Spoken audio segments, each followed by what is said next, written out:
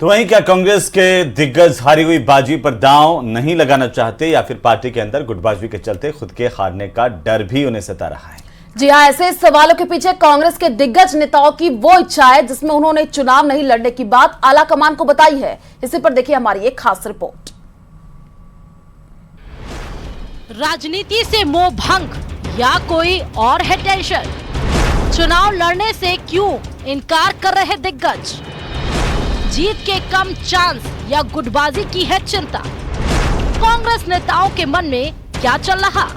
लोकसभा चुनाव में ज्यादा वक्त नहीं बचा है। चुनाव प्रचार बिल्कुल अब परवान पर चढ़ने ही वाला है, लेकिन इस बीच ये चुनावी मौसम ऐसा होता है जब राजनीतिक दल के नेता एक दूसरे के पाले में चले जाते हैं, यानी अपने घर को छोड़कर दूसरी पार्टी का रुख कर लेते हैं। और विशेष तौर पर अगर कांग्रेस के नेताओं की बात करें तो कांग्रेस के तमाम दिग्गज चुनाव लड़ने से पीछे हट रहे हैं। ऐसे में ये जानना बेहद दिलचस्प हो जाता है कि राजस्थान के चुनावी मैदान में राजस्थान के दिग्गज नेता चुनाव क्यों नहीं लड़ना चाहते? क्या कांग्रेस के नेताओं को हार का डर सता रहा है? क्या कांग्रेस के दिग्गज हारी हुई बाजी पर दांव नहीं लगाना चाहते हैं? या फिर पार्टी के अंदर गुटबाजी के चलते खुद के हारने का डर है? ऐसे सवालों के पीछे कांग्रेस के दिग्गज नेताओं की वो इच्छा है जिसमें उन्होंने चुनाव नहीं लड़ने की बात आला कमान को बताई है। एक तरफ मोदी की अगुवाई में चुनावी युद्ध में ताल ठोक रही भारतीय जनता पार्टी है, दूसरी तरफ मुख्य विपक्षी पार्टी यानी राहुल गांधी की कांग्रेस है। एक तरफ टीम मोदी में घर वापसी जारी है तो दूसरी तरफ टीम राहुल में टिकट वापसी। फर्क साफ है, बीजेपी में टिकट की मारामारी है और कांग्रेस में मानो उम्मीदवारों का अकाल पड़ गया है। पार्टी किसी तरह उम्मीदवार तलाश भी रही है, लेकिन कोई गारंटी नहीं कि पूरे चुनाव तक टिका पाएगा।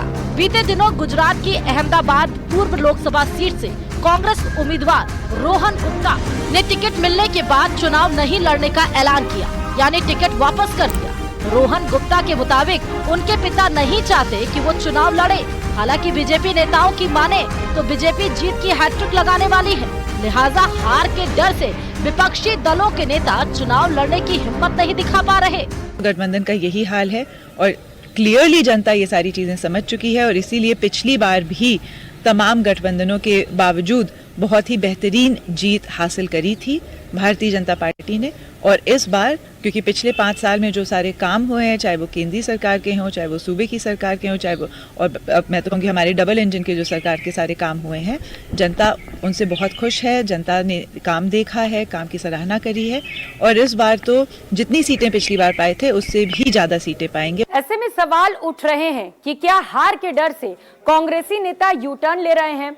क्या भीतर घात की आशंका के चलते कांग्रेसी नेता अपना फैसला बता रहे हैं आला कमान को कि वो चुनाव नहीं लड़ेंगे? सूत्रों के हवाले से खबर तो ये भी है कि कई राजस्थानी नेता भी ऐसे हैं कांग्रेस के जो चुनाव नहीं लड़ना चाहते। अभी तक कांग्रेस की 2 लिस्टों को मिलाकर 82 प्रत्याशियों का ऐलान हुआ है। राजस्थान में कांग्रेस ने 10 प्रत्याशियों का ऐलान कर दिया है, तो वहीं सूत्रों की माने तो 2 लिस्ट के जारी होने के बाद से ये चर्चा तेज हो गई है कि अशोक गहलोत और सचिन पायलट समेत कुछ और बड़े नेताओं ने चुनाव लड़ने से इनकार कर दिया है। किसी ने उम्र का बहाना बनाया है तो कोई नई पीढ़ी को मौका देने की बात कह रहा है। लेकिन सवाल वही है, आखिर क्यों कांग्रेस के बड़े नेता लोकसभा चुनाव लड़ने से कतरा रहे हैं? वहीं बीजेपी नेता हार के डर से कांग्रेस नेताओं के चुनाव से भागने की बात कह रहे हैं। पहले हुआ था कि कांग्रेस के सब बड़े नेता चुनाव लड़ेंगे। मुझे दिल्ली में कहा एक नेता ने कि कांग्रेस से तय किया सब बड़े नेता लड़ेंगे और जैसे ही लड़ने का नंबर आया सबने खुशी मनाई बात की आज हम बच गए। मेरे को कहा बार आते कि आज बच के साहब बड़ी मुश्किल से बचे। All welcome. जितनी ताकत बढ़ेगी, जितने लोग आएंगे उतनी हमारी ताकत बढ़ेगी और सबके लिए हमारे पास जगह है। सूत्रों की माने तो चुनाव लड़ने से मना करने वाले कांग्रेसी दिग्गजों की एक लंबी फेहरिस्त है। तकरीबन 12 से ज्यादा बड़े नेता हैं जो इस बार का लोकसभा चुनाव लड़ने से मना कर रहे हैं। इनमें सबसे पहला नाम है सोनिया गांधी, मल्लिकार्जुन खड़गे, अशोक गहलोत, सचिन पायलट, जितेंद्र सिंह, कमलनाथ, नवजोत सिंह सिद्धू, हरीश रावत। 2019 के लोकसभा चुनाव में एनडीए ने प्रदेश की 25 की 25 लोकसभा सीटें जीती थी। कांग्रेस नेता अब मैदान छोड़ रहे हैं, जब मोदी डंके की चोट पर कह रहे हैं अब की बार बीजेपी को 370 और एनडीए को 405 सीटें मिलने जा रही हैं।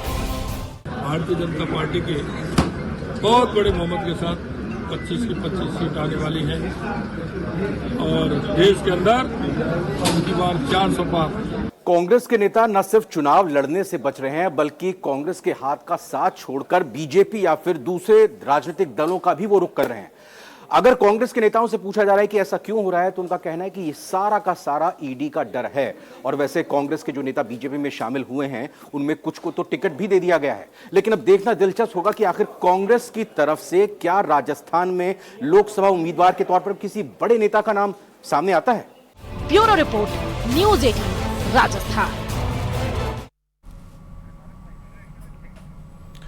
और इसी बीच राजधानी जयपुर से इस वक्त की सबसे बड़ी खबर आ रही है। प्रदेश कांग्रेस कमेटी की अहम बैठक और प्रेस कॉन्फ्रेंस है। आज सुबह 11 बजे पीसीसी में ये प्रेस कॉन्फ्रेंस होगी। तो लोकसभा चुनाव के बीच बड़े नेता रूबरू होंगे। आपको बता दें कि अशोक गहलोत, डोटासरा, टीकाराम जूली इसमें मौजूद रहेंगे। तो सुबह 11 बजे ये बैठक और प्रेस कॉन्फ्रेंस, ये बड़ी जानकारी आपको दे रहे हैं जयपुर से, जहां पर आपको बता दें कि प्रदेश कांग्रेस कमेटी की अहम प्रेस कॉन्फ्रेंस और सुबह 11 बजे पीसीसी में ये प्रेस कॉन्फ्रेंस होगी। पूर्व मुख्यमंत्री अशोक गहलोत के साथ ही इस प्रेस कॉन्फ्रेंस में कांग्रेस पार्टी के प्रदेशाध्यक्ष गोविंद सिंह डोटासरा भी होंगे और साथ ही साथ नेता प्रतिपक्ष टीकाराम जूली भी मीडिया से मुखातिब होंगे। आखिर किन किन मुद्दों को लेकर के कांग्रेस पार्टी इस प्रेस कॉन्फ्रेंस में अपनी बात रखती है, ये देखना दिलचस्प होगा।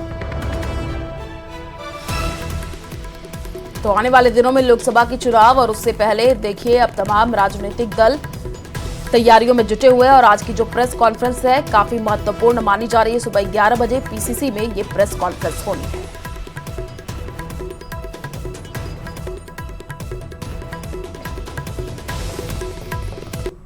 और कोटा से बड़ी जानकारी आपको दे दें, 5 दिन बाद भी अपहरण का षड्यंत्र करने वाली छात्रा लापता बताई जा रही है और छात्रा की तलाश में कोटा पुलिस की 4 और टीमें इंदौर पहुंची हैं। छात्रा और उनके साथी ने आखिरकार अपहरण और फिरौती का पूरा ड्रामा रचा था। बंधक बनाने और 30 लाख रुपए की फिरौती के लिए यह षड्यंत्र रचा गया था। छात्रा की सूचना देने वाले को 20,000 की इनाम की भी घोषणा की गई। कोटा से सबसे बड़ी खबर इस वक्त की छात्रा के अपहरण कांड को लेकर के सबसे बड़ी अपडेट सामने आई है। तो वहीं डॉक्टरों के खिलाफ होने वाली कार्रवाई अब सार्वजनिक की जाएगी।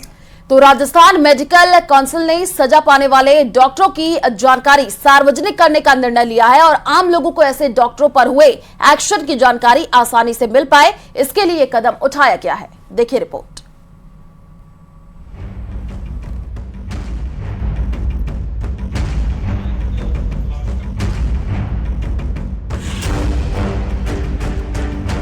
राजस्थान मेडिकल काउंसिल इलाज में लापरवाही और अवैध गतिविधियों में शामिल रहने वाले डॉक्टरों की शिकायत की जांच करता है और दोषी पाए गए डॉक्टरों के रजिस्ट्रेशन निरस्त या फिर कुछ समय के लिए निलंबित करने जैसी कार्रवाई करता है, जिसकी पब्लिक को जानकारी नहीं रहती थी। लेकिन अब दोषी डॉक्टरों के खिलाफ की गई कार्रवाई सार्वजनिक की जाएगी। एसीएस में मिली थी तो एसीएस में हमके निर्देश थे कि जो अपन कार्रवाई करते हैं वो कार्रवाई आपको पोर्टल पे भी डालें, उसको रेड मार्क में फ्लिक करें, पेपर्स में दें, सोशल मीडिया दें और उसको बताया जाए कि इस डॉक्टर के खिलाफ कार्रवाई की गई है, उसका रजिस्ट्रेशन रद्द किया गया है, जिससे लोग अवेयर रहें, पता लगे सके वो वैध अपनी प्रैक्टिस नहीं कर सके।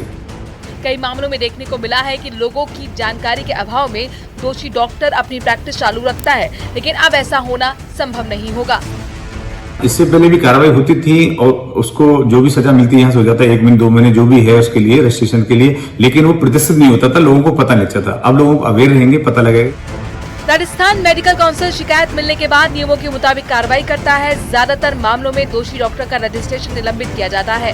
निलंबन अवधि के दौरान डॉक्टर प्रैक्टिस करने का हकदार नहीं होता, लेकिन आम लोगों को इसकी जानकारी नहीं होती।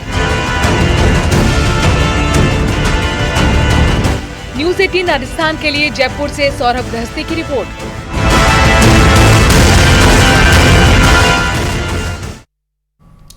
और इसी बीच जैसलमेर से बड़ी खबर मिल रही है, जहां पर केंद्रीय मंत्री गजेंद्र सिंह शेखावत के दौरे का आज दूसरा दिन है। गजेंद्र सिंह शेखावत इस दौरान जनसंपर्क अभियान का आगाज करेंगे।